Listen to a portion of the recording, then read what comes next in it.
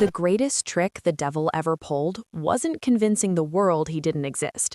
No, the greatest trick was convincing the American middle class that a 30-year mortgage is an asset, when in reality, it is the most sophisticated prison ever built. Welcome to the invisible prison. You can't see the bars because they're made of granite countertops and manicured lawns. You can't feel the shackles because they look like house keys. But make no mistake, if you bought a house in the last 3 years, or God forbid you're trying to buy one in 2026, you aren't buying freedom. You are signing a contract for voluntary servitude. Let me tell you about Sarah and Mike, real people, smart people. They did everything right. They saved for 5 years, they skipped vacations, they ate ramen. In 2024, they finally bought the dream home. 4 bedrooms, 2 baths, a nice little yard for a dog they hadn't adopted yet. 6 months later, I met Mike for coffee. I expected him to be beaming. Instead, he looked like he hadn't slept in a week. He told me, "I feel like I'm drowning." The water heater blew up in month 2, that was $2,000. The property taxes got reassessed, that was an extra $400 a month they hadn't budgeted for, and then the roof started leaking. They are house poor, they are trapped, and they are not alone. We call these golden handcuffs. Society tells you they're jewelry, your parents tell you it's a sign of maturity, but let's look at the brutal reality of what these handcuffs actually do. They freeze you. You hate your job? Too bad, you can't quit. You have a mortgage. Want to move for a better opportunity? You can't. You're underwater on the loan. Want to start a business? Forget it. You have zero liquidity because every spare dollar is buried in the drywall of your asset. This is the dangerous illusion of being rich. We have an entire generation driving luxury cars to houses they can barely heat, working jobs they despise to pay for a lifestyle they don't actually enjoy. It is a performance, it is a stage play, and the ticket price is your entire financial future. You have been lied to. You've been told that renting is throwing money away. You've been told that a house is a forced savings account. I am here to tell you that in 2026, those rules are dead. The game has changed, and the game is rigged. And if you don't understand the rules of this new, brutal economy, you are going to lose. Today, we are going to dismantle the American dream. I'm going to show you the math that real estate agents are terrified you'll see. We're going to look at the hidden costs that act as silent killers of your wealth, and I'm going to show you the cheat code, the exit door that the wealthy use to escape this prison while you're still polishing the bars. Put down the Zillow app, stop scrolling, listen to me. We need to talk about the nightmare that is waiting for you at the closing table. Let's stop talking in metaphors and start talking in math. Cold, hard, brutal math. Because numbers don't care about your feelings, and they certainly don't care about your dream. Let's build a starter home in 2026. And by the way, does the starter home even exist anymore? Let's pretend it does. Let's say you find a miracle. A $250,000 house. In many parts of the country, this is a shed, but let's be generous. $250,000. You scrap together a 20% down payment. That's $50,000 cash. Do you have $50,000 cash sitting around? Most Americans don't have $1,000, but let's say you do. You borrow $200,000. Now look at the interest rate. We aren't in 2021 anymore. You're not getting 3%. In 2026, let's say we're sitting at a modest 7%. Do you know what the principal and interest payment is? It's about $1,330. That's not so bad, you say. That's cheaper than my rent. Stop. You are wrong. This is the first trap. The mortgage is the minimum you will pay. Rent is the maximum you will pay. Add property taxes. In Texas or New Jersey, that $250K house might cost you $6,000 to $8,000 a year in taxes. That's an extra $600 a month they hadn't budgeted for. Add insurance. We'll get to the insurance crisis in a minute, but let's be conservative and say $150 a month. add maintenance. The 1% rule is a lie. In an older home, you need to budget 3% of the home's value per year for repairs. That's $625 a month. You don't pay it every month, but when the furnace dies, you pay it all at once. Add utilities. Heating a whole house is expensive. Add another $300. $1,330 plus $600 plus $150 plus $625 plus $300. We are now at $3,005. $3,000 for a starter home that requires a household income of over $100,000 to just barely qualify, and probably $140,000 to not feel like you're starving. This brings us to the two-income trap. This is a concept made famous by Elizabeth Warren years ago, but in 2026, it is on steroids.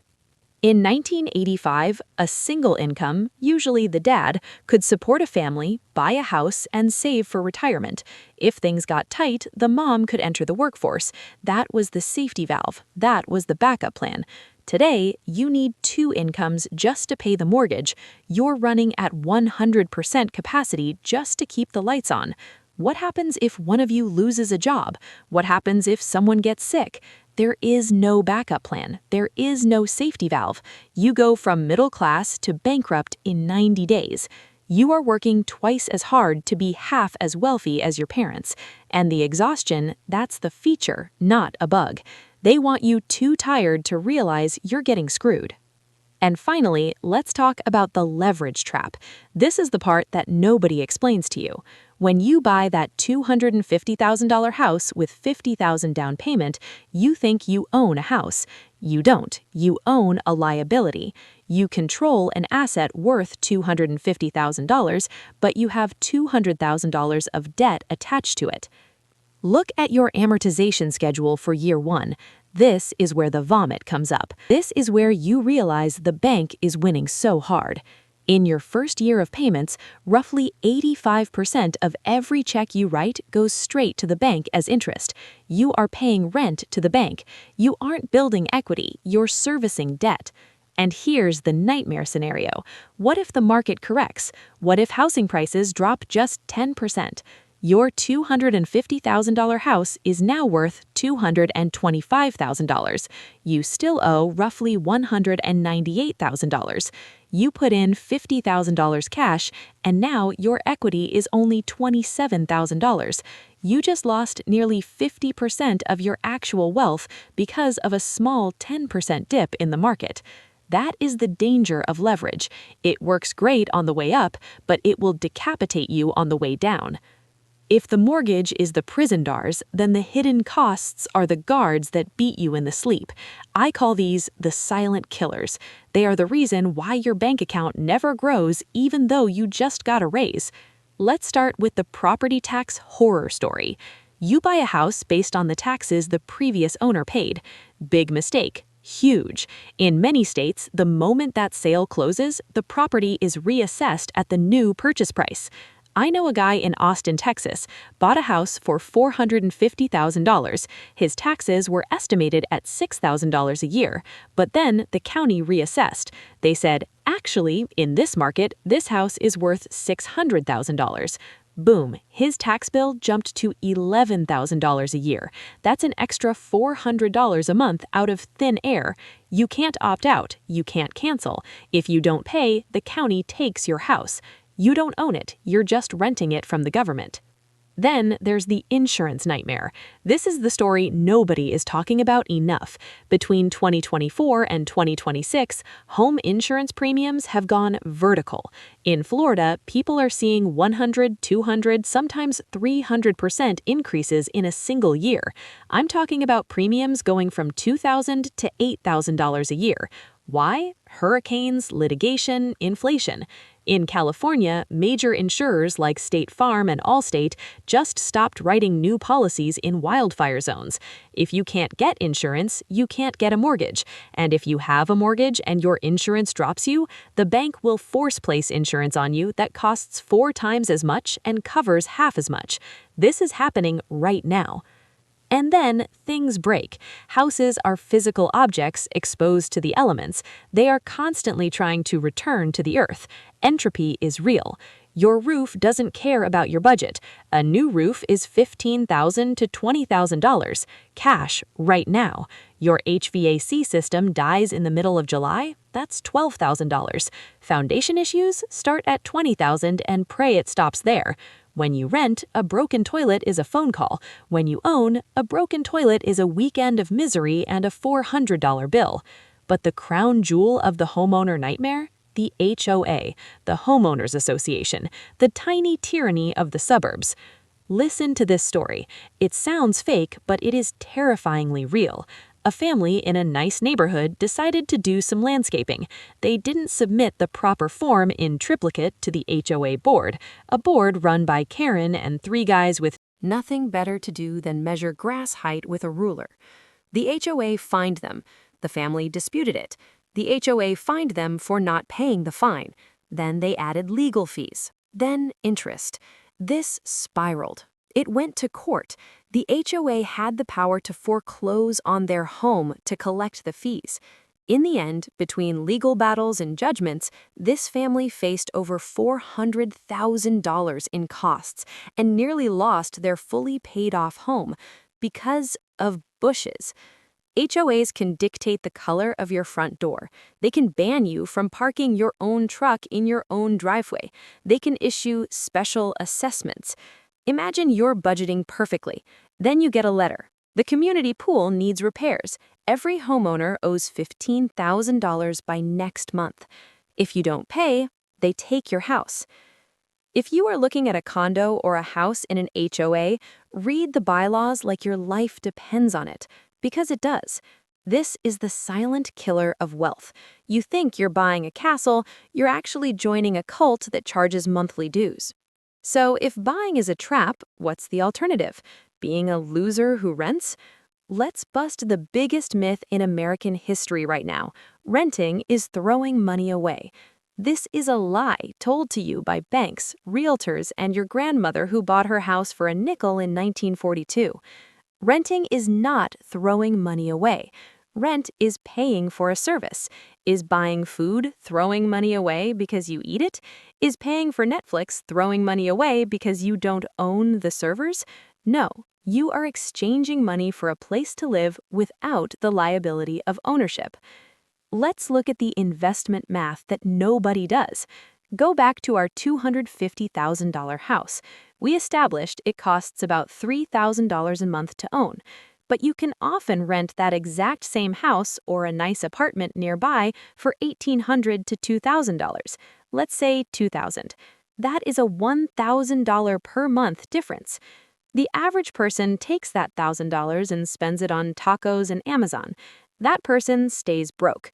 But you are a contrarian. You take that $1,000 difference and you invest it. S&P 500, low-cost index fund. Boring.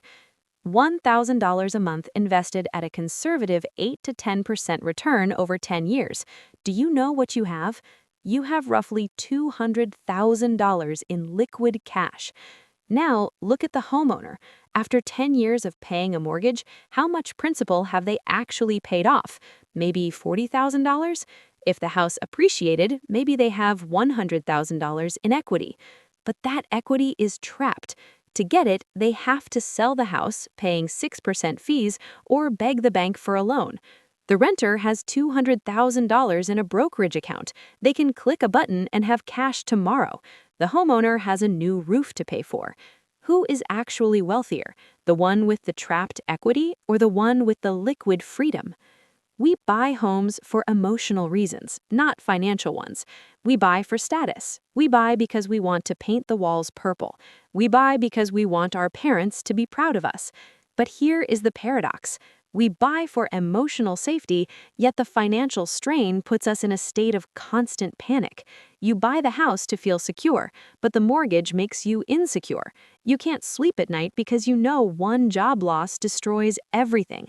That is not security. That is fragility. Here's the most controversial thing I will say today. Sometimes debt is safer. If you are lucky enough to have one of those old 3% mortgages, do not pay it off early. Everyone screams, be debt-free. No, do the math. If the inflation rate is 4% and your debt is 3%, the bank is paying you to borrow money. If you take your extra cash and pay down that cheap debt, you are killing your liquidity to save pennies. Invest the difference.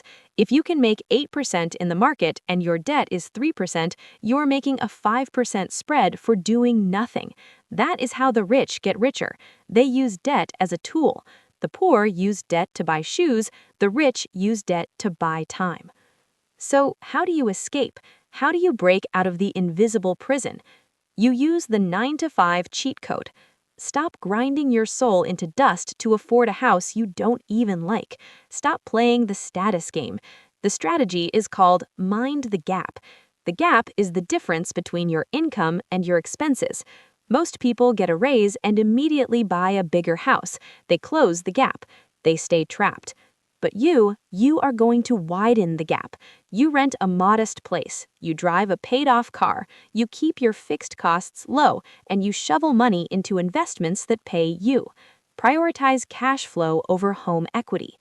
When you have $100,000 in the bank, your boss doesn't own you anymore. You can speak up in meetings. You can quit if the culture becomes toxic. You can take a risk on a new career. That is what real ownership looks like. Not owning a building, but owning your time, owning your life. This is wealth without burnout. It is realizing that the goal isn't the biggest house on the block, the goal is the most freedom in the calendar. If this video made you angry, good. If it made you scared, good. Use that. Don't let the real estate industry, the banks, or your in-laws pressure you into a financial suicide pact. If you want to escape the middle-class trap, if you want to learn how to master your money instead of being enslaved by it, you need to be here. Hit that subscribe button right now. We are going to dismantle every financial myth they taught you in school. We are going to build wealth the real way, with math, not magic. The invisible prison has an open door. All you have to do is walk through it. I'll see you on the outside.